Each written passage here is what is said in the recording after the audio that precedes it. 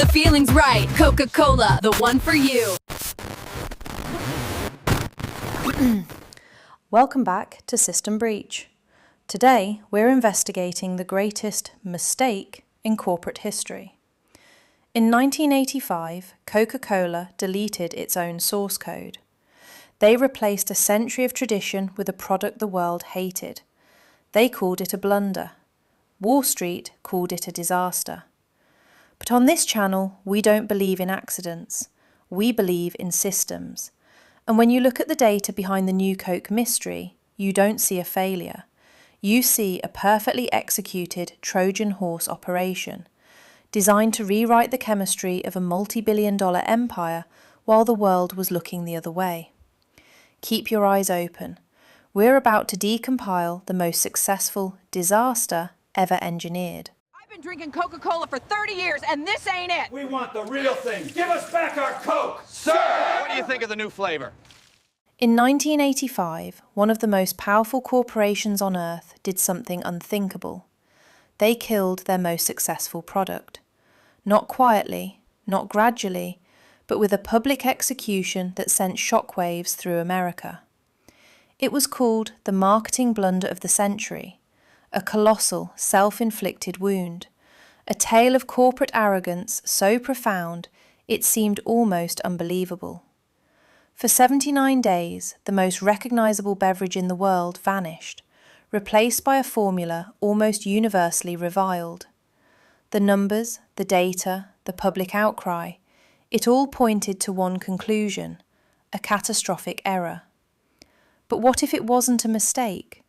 What if, beneath the surface of this public relations nightmare, lay a meticulously engineered operation, a calculated system reset designed to achieve a far more critical objective: to fundamentally alter Coca-Cola's core source code, its ingredients, without triggering a consumer rebellion? This, I believe, is the true story of New Coke. A story not of blunder, but of a brilliant, ruthless, and almost invisible corporate hack.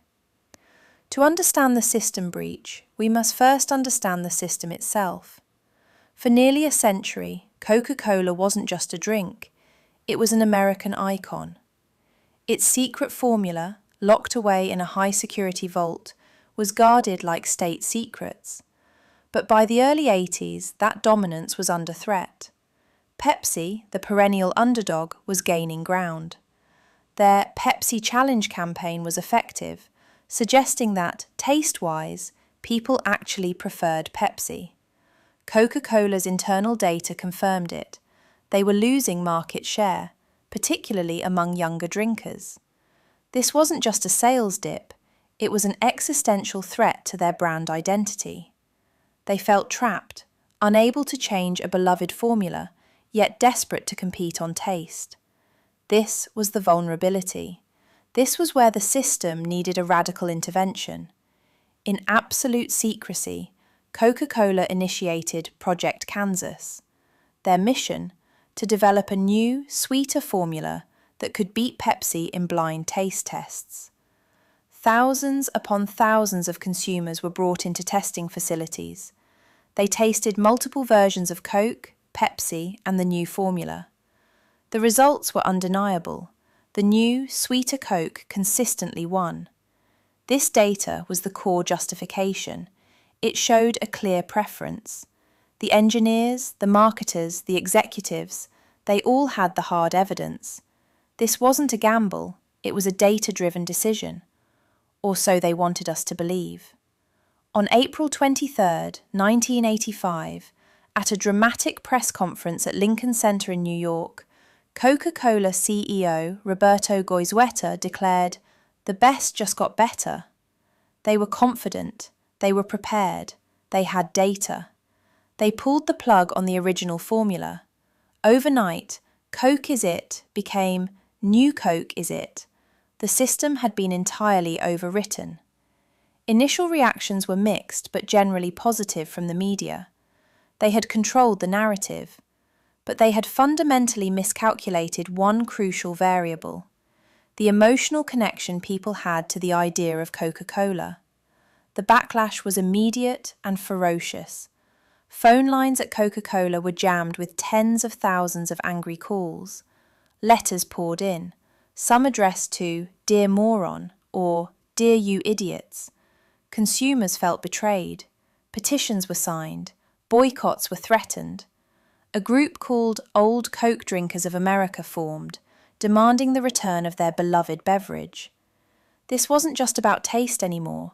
It was about identity, nostalgia, and a perceived corporate violation. The system was experiencing a massive, unexpected error. Now, let's talk about the true source code of this mystery: high fructose corn syrup. By the early 1980s, the price of cane sugar was volatile and subject to import tariffs.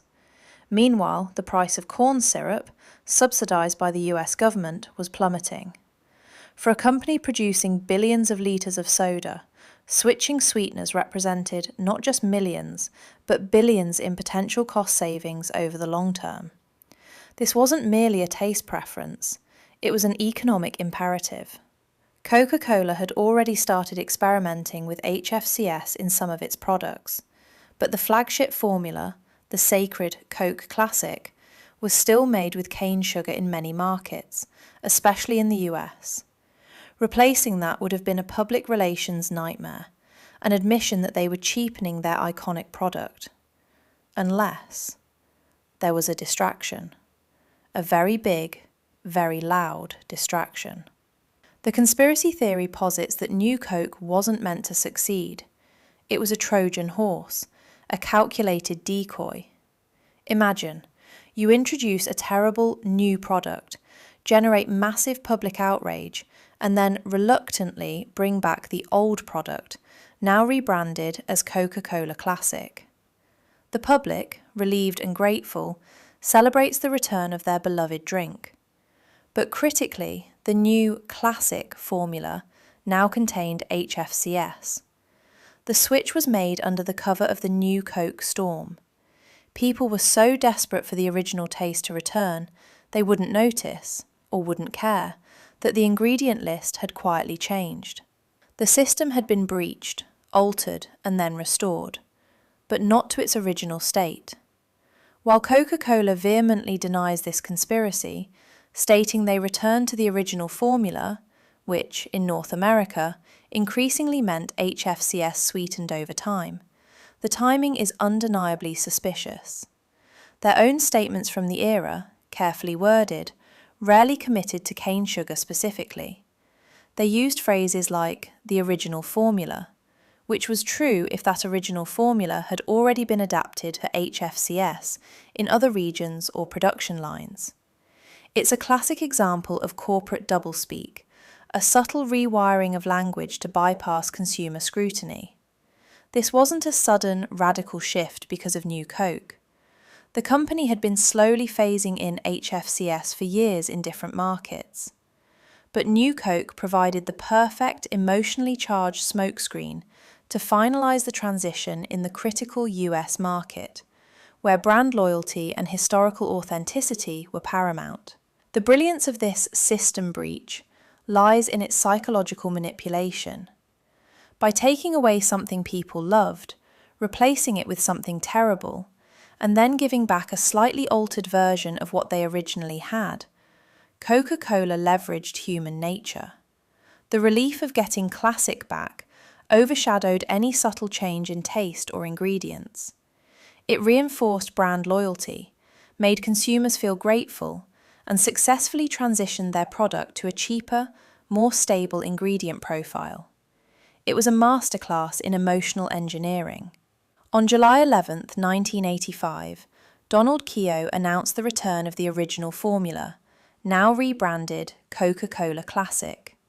The public erupted in cheers. Sales skyrocketed. Within weeks, Coca-Cola Classic was outselling New Coke by a wide margin, and combined, both formulas were doing better than original Coke had before the switch. On paper, it was a stunning recovery. Goizueta, once mocked, was hailed as a genius who had listened to the consumer. But was he listening? Or was he playing chess, several moves ahead? In the years that followed, HFCS became the dominant sweetener in the American soft drink industry. It was cheaper, easier to transport, and provided a consistent sweetness profile.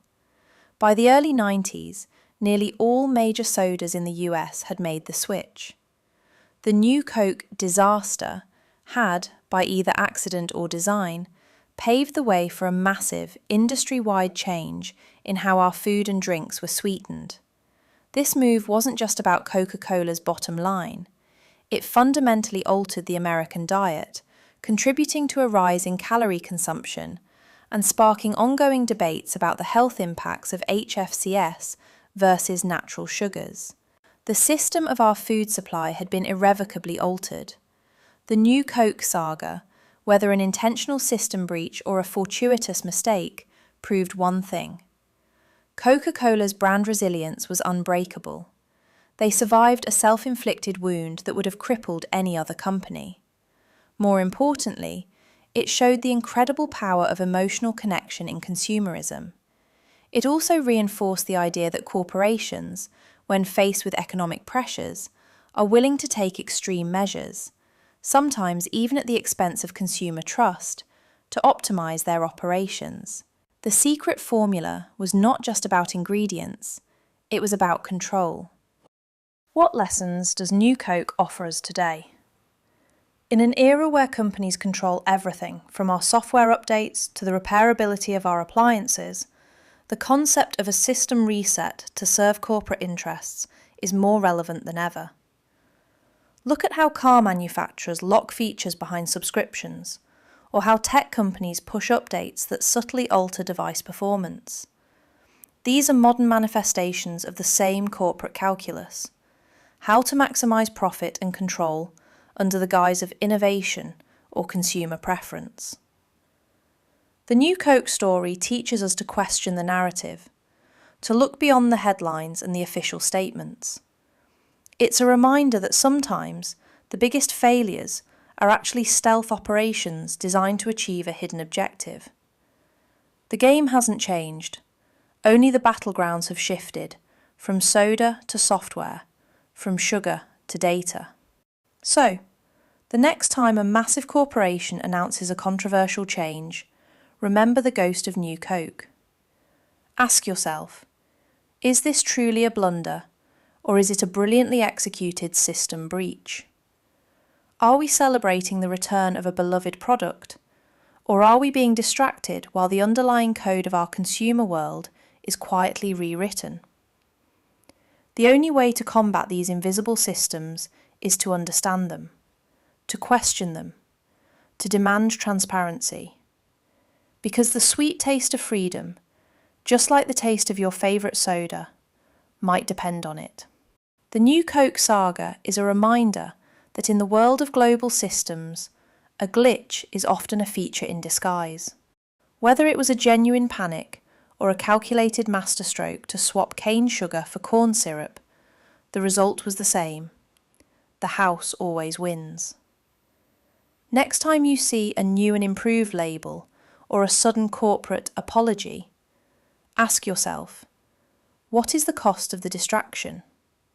Because while we were fighting over the taste, they were busy rewriting the ingredients of our reality. The archives are open, but the truth is still encrypted. This was System Breech.